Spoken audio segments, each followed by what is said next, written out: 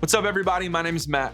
And over the last several weeks, we've been talking about what it means to be a party starter. Now, when we say party, we mean any effort to celebrate, serve, or enjoy spending time with others in a way that adds value to life. And so being a party starter means being someone who creates space for that to happen wherever they go. It's the kind of person who points others to the promise that Jesus made about getting the most out of life. But isn't it true that when it comes to a party, who you're with really matters? I mean, think about it. Would you rather be surrounded by the people who bring the party or the people who bring the party down?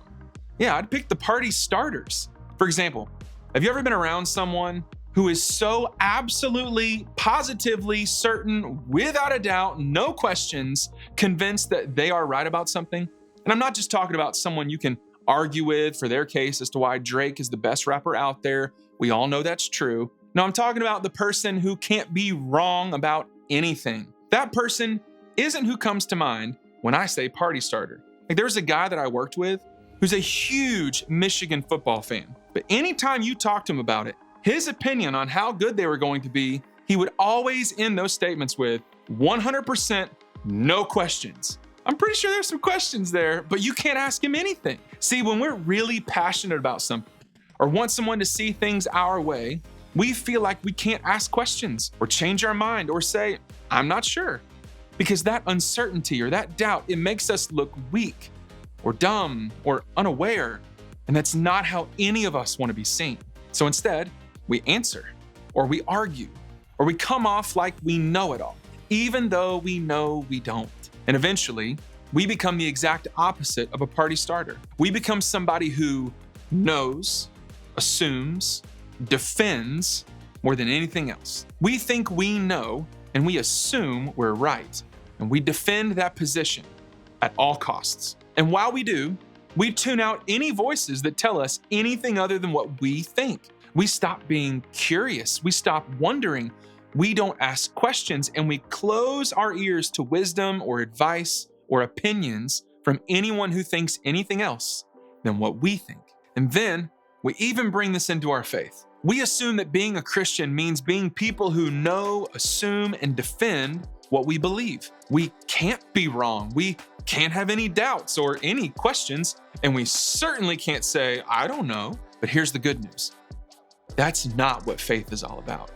And that's not even what Jesus encouraged. What we talk about today might be a huge relief for some of you who felt like you have to have all the answers all the time. And to help us get there, we're going to look back at something written down by a guy named Luke. See, Luke took time to investigate the details of the life that Jesus lived, and then he wrote them down. And his writing is one of the 4 books of the Bible that tells us what Jesus' life on earth was like. And of those 4 books, Luke spends the most time talking about Jesus' birth, his childhood, and his teenage years. Yes, Jesus was once a teenager. It's kind of wild to think about that, isn't it? In this passage we're going to look at today, Jesus is with his parents, and they were traveling to Jerusalem for the Passover holiday. Now, this is something that every Jewish person did back then. No matter where they lived, it was part of the custom to return to Jerusalem for this remembrance of the way that God spared the Jewish people's lives hundreds of years before. The city would be crowded with people, and there was very little room for any of them to be there. And as it turned out, this trip became kind of a disaster. Because on the way home, Mary and Joseph, Jesus' parents, they looked around and they realized that Jesus wasn't anywhere to be found. Oh, even worse, they didn't even discover he was missing until a day after traveling. It's like that old Christmas classic movie, Home Alone. You ever see that movie? Now, if you're like me, you probably watch it and then you think, how could Kevin's parents actually do that? Like, this is a super ridiculous storyline. Well, but a couple thousand years ago, Mary and Joseph literally did this with the Son of God. What a story. Now, as you can imagine, they were totally panicked and stressed out. They started looking everywhere, and eventually they headed back to the temple. And after a couple of days, they finally found him. And when they got there, who did they see? They saw Jesus. He was just there hanging out with the religious teachers, asking them questions and listening to their answers like nothing was wrong at all. Luke tells us that their conversation went this way. His parents didn't know what to think. "Son," his mother said to him, "why have you done this to us? Your father and I have been frantic, searching for you everywhere. But why did you need to search?" he asked. "Didn't you know that I must be in my Father's house?" But they didn't understand what he meant. And so they left Jerusalem from there and headed back to Nazareth, but this time with Jesus by their side. And then Luke writes this: "Jesus grew in wisdom and in stature and in favor with God and all the people." Now, what we see Jesus up to in this passage as a preteen, the only passage we have of him as a preteen, is fascinating. Jesus was spending his time trying to learn. He was asking questions. He was curious. He was listening to the wisdom from others in his life. This is so amazing because honestly, Jesus didn't have to listen to these guys to learn. He's God in human form. If anyone gets a pass for being a bit of a know-it-all, it's Jesus. If anyone has a right to know, assume, and defend their position as the correct one, it's Jesus. But that's not what he did. His mom and dad found him in the temple, learning from the religious teachers, asking them questions, seeking out knowledge and wisdom. And that's something that you can only do when you choose to live like you don't already know all there is to know. We can follow Jesus' example. A party starter knows that there is always something to learn from others. Jesus set the example for us. And like Jesus, we also have the permission to be curious. And we're invited to have humility about what we know and what we don't know. We can look for answers and we can listen to the wisdom of those around us as we learn and we grow, and maybe we even change our minds. What's cool is that Jesus continued to set this example for us throughout his whole life and ministry. Years later, in Jesus' most famous sermon he ever gave, he was teaching his disciples and the gathered crowds about what it means to live the full life that God promises. In it, he said this: "Ask and it will be given to you. Seek and you will find. Knock and the door will be opened to you. For everyone who asks receives. The one who seeks finds.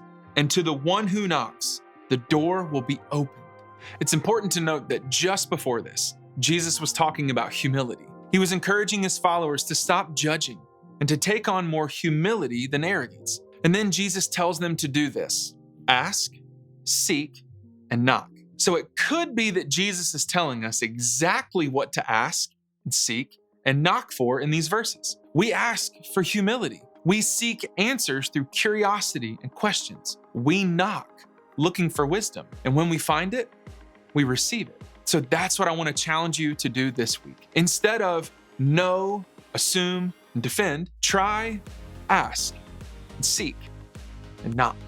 So what if we stopped living and behaving like we have it all figured out? What if instead we got comfortable asking questions like, what can I learn from you about this? What can I do differently? Because I don't know everything. What might I be getting wrong? What am I curious to know more about? Where do I need to ask, seek, and knock to find wisdom? Because here's the thing.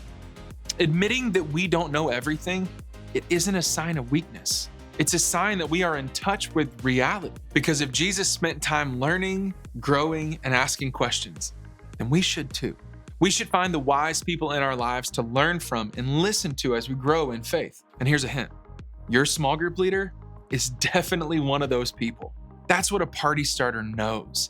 That there is more to know and more people to learn from. That the more curious we are, the more an adventure meeting new people is. That it's never a party with people who think they know it all, understand it all, and have it all figured out. The party is with the people who know there's always more to learn, and there's always more people to learn from.